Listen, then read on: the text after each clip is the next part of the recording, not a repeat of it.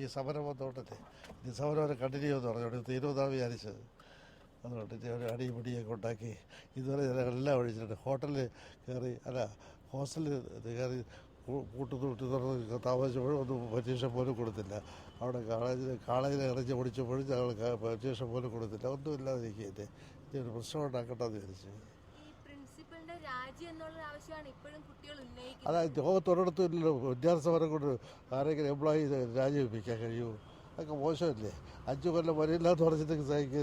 5 കൊല്ലം എന്ന് പറഞ്ഞത് ഈ കുട്ടികൾ പോകുന്നവരെ എന്തെങ്കിലും ഭാഷാവാനൊക്കെ ഉണ്ടെങ്കിൽ 5 കൊല്ലം കഴിഞ്ഞ് വരാമെന്ന് പറഞ്ഞാൽ ഞാൻ പറഞ്ഞാൽ രാജിവെക്കുമെന്ന് പറഞ്ഞാൽ ഞാൻ രാജിവെക്കാൻ പറഞ്ഞവരുടെ പിന്നെ ആത്മഹത്യയുടെയും പിന്നെ നമുക്കല്ലേ ബുദ്ധിമുട്ട്.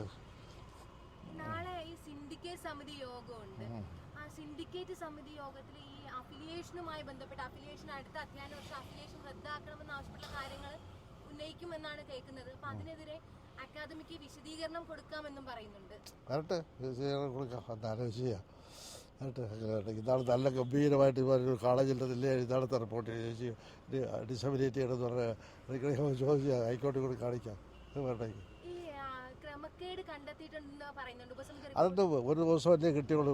എടുത്തു കൊടുക്കാൻ പോലും കഴിഞ്ഞില്ല. അത് വന്നുടനെ പൂട്ടിയിട്ടിരുന്നത് ഓഫീസൊക്കെ റിക്കാർഡിൻ്റെയൊക്കെ ഓഫീസൊക്കെ പൂട്ടിയിട്ടിരുന്നിട്ട് തുറന്നു കൊടുക്കാൻ പറഞ്ഞ് നാളെ ആവട്ടെ മറ്റന്നാളാകത്തും അവരെ കൂടെ വെച്ച് തുറക്കാൻ നോക്കിയിട്ട് അവസാനം ഒരു ദിവസത്തിന് ഒരു പകല് ഒരു ഡേ മാത്രമേ കിട്ടിയുള്ളൂ. എല്ലാ റിക്കാർഡ് കൊടുക്കാനും ബന്ധപ്പെട്ട് നടന്നു കഴിഞ്ഞില്ല. അവരെന്തൊക്കെ എഴുതിക്കൊണ്ട് പോയി തിരിച്ചൊന്നും ചോദിച്ചുമില്ല. ശരി, നടപടികളിലേക്ക് അക്കാദമി മാനേജ്മെന്റ് മുന്നോട്ട് പോകുന്നുണ്ട്. അയ്യപ്പൻ പിള്ള രാജിവെക്കുമെന്നൊക്കെ രാജിവെക്കണില്ല എന്ന് പറഞ്ഞു. ഇത് അവിടെ അത്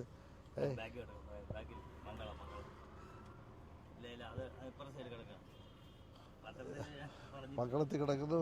അങ്ങനെ രാജി പിൻവലിച്ചെന്നോ കൊടുക്കുന്നില്ലെന്നോ പറഞ്ഞു.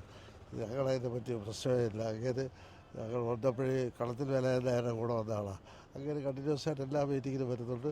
ഒരാൾ 100 വർഷം തികച്ചത് വലിയ ആഘോഷങ്ങൾ നമ്മൾ നടത്തി അങ്ങനെ ഇരിക്കുന്നു. അങ്ങനെ രാജിവെച്ചില്ലെങ്കിലും BJP പോയിരുന്ന ആളാണ്.